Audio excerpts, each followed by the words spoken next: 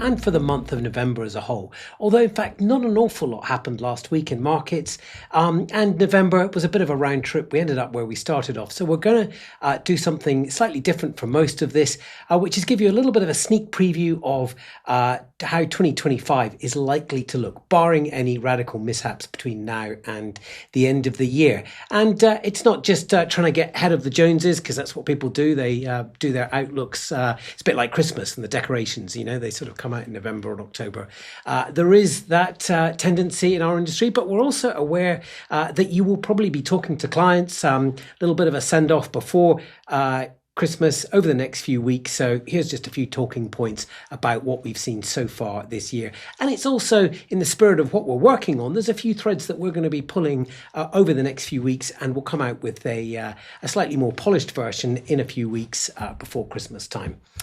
So look, last week, as I said, most markets, interestingly, sort of global small caps outside of the US, as we've seen recently, not very volatile, not going anywhere. Emerging markets, kind of similar. Gold up and down by a few percent. We've seen a little bit more volatility from gold, and the other volatile asset at the moment, Japanese equities, down a few percent, bounced back, and again, back where it started about a week ago.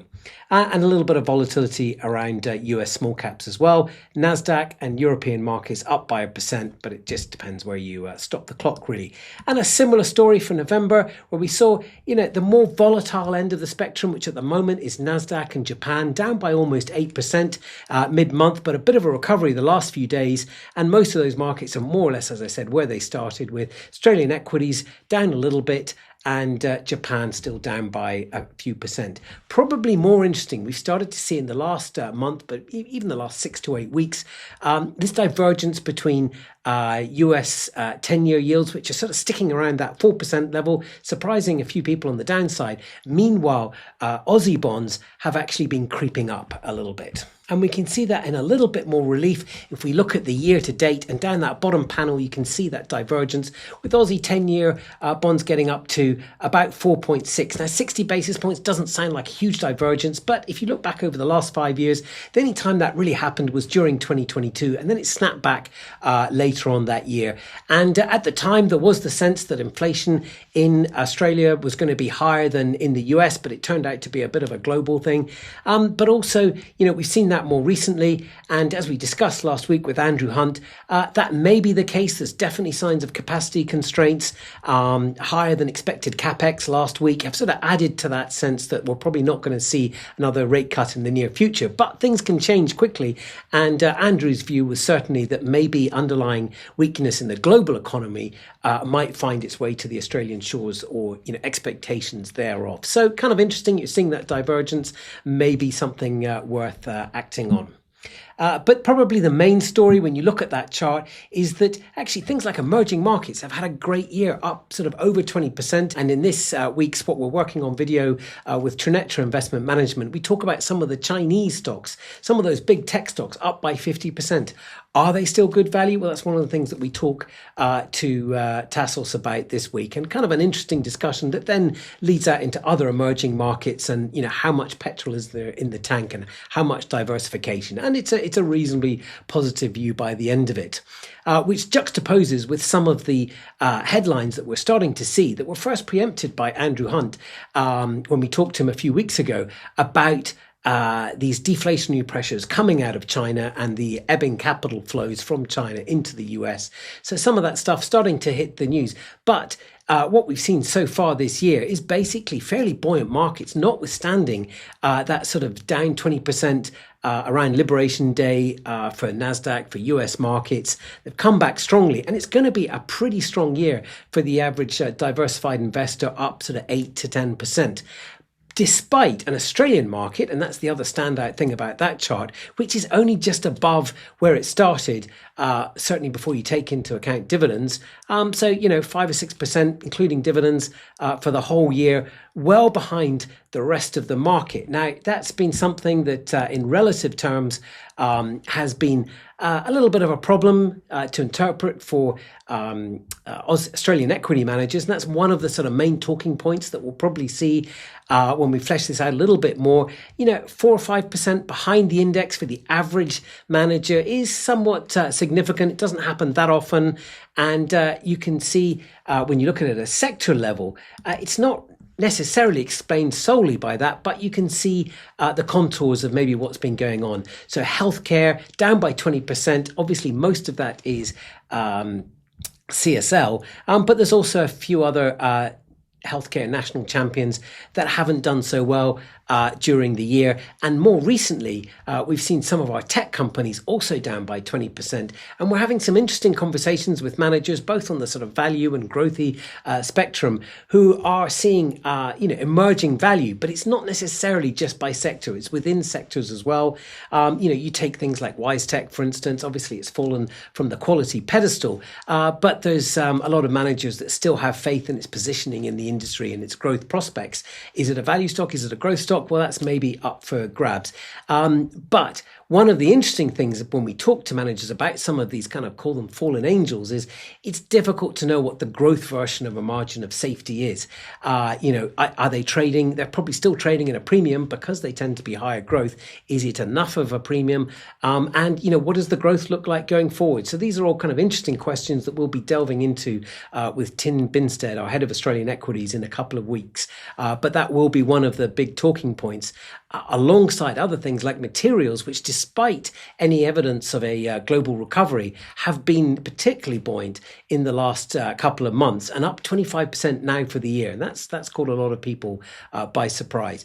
And then obviously we've talked about it a lot, but you look at the banking sector, which has admittedly come down by more than 10%, and CBA by more than that in the last 2 months. But that's that grey line in bold that you can see there. And that has been a driving force for the market, and one of the things that's held the market back in the last 2 months as well. So lots of stuff to talk about there. And kind of similar but different trends overseas, less of a margin, but you can see over the same period, the same kind of underperformance, which is contributing to this idea that markets have got a little bit fizzy and managers are leaning against some of these things and feeling that they don't have fundamental legs. That's certainly what we hear, but again, it's very different from previous cycles where we've seen a bit of a value growth, certainly over the last 5 years, a value growth distinction. If you look at this chart, draw a line through the middle, if you can find that red one, that's sort of right in the middle. The names don't really matter. If you really care, you can maybe zoom into that a bit more. But right at the top, you've got things like Cathy Wood's ARC Fund, which has been in all sorts of strife over the last few years, having a pretty good year, but pretty volatile. And then maybe just a smattering of other growth managers that have kept their head above the benchmark, despite what you would have thought was quite a sort of growthy market. But most growth managers you can see there underperforming, and some hardly making any gains. So there's some surprising things in there, and certainly within value as well, you can see some funds having a banner year, 30%. There's 2 or 3 there, but most of them actually below the line there, which sort of begs the question, who has been outperforming? And it's kind of interesting to look at it at a sector level. And again, I'll just read out what some of these bolder lines are. Right up the top, as you might expect, information technology, so some of the big tech titans there. But the next one is utilities, but again, driven by the AI theme. And that's one of the clues. It's been very much driven by AI. 70% of MSCI World, which is what this sector chart shows, is in the US. And at the other side, you can see the 2 consumer sectors, the more growthy one, consumer discretionary. It's got things like Tesla and Netflix. Those would be the largest companies in there. But alongside the staples, as the worst performing. So you can see value and growth and dispersion at either end of the spectrum, which explains why we've seen this very varied outcomes amongst, within value and growth categories. So a few threads to pull on there, but obviously the AI theme is going to be very important, and it leads you to the next thing that we'll be dealing with, which is the outlook for next year and beyond that. And you're seeing these sort of polarization with economies, within consumer demographics, and within markets as well. And the question is going to be, where does that leave us now? Does it leave us with pockets of value, or when things snap back, or is it a trend that you've got to stay long with? Interesting questions, which we'll explore in our outlook piece as well in a couple of in a couple of weeks. But then looking at the year as a whole, just to give you a sense of where we've landed. So the red lines here, again, the names don't really matter. They're all kind of the same, outperforming the blue lines. So the red lines are passive of different risk profiles, and the blue lines are the sort of actively managed in terms of asset allocation and sometimes managers equivalent, so the sort of average peer group. And you can see that for each risk profile, they're a little bit below. And what it means is at the end of the year, it's looking like a sort of so far at least 11 or 12% at the higher end for your sort of passive aggressive strategy, a couple of percent behind that for your typical active peer group. And then right down the bottom, just over 5% for your most conservative active fund, and maybe 6 or 7% for the passive equivalent. But overall, across the risk profiles, it looks like it's going to be a reasonably positive year, despite some ructions along the way. As you said, you never can tell, and we wouldn't have necessarily expected to find ourselves here around Liberation Day. So hopefully, if you're talking to clients in the next few weeks before you sign off for the year end, that'll give you a few talking points, but we'll be pulling on some of those threads in the next few weeks and presenting our year end review and 2026 outlook piece in a couple of weeks before Christmas. And in the meantime, you might want to tune into our What We're Working On video with Tassos Stopoulos of Trenetra, where we delve into some of these themes and we look at what's left for emerging markets looking forward.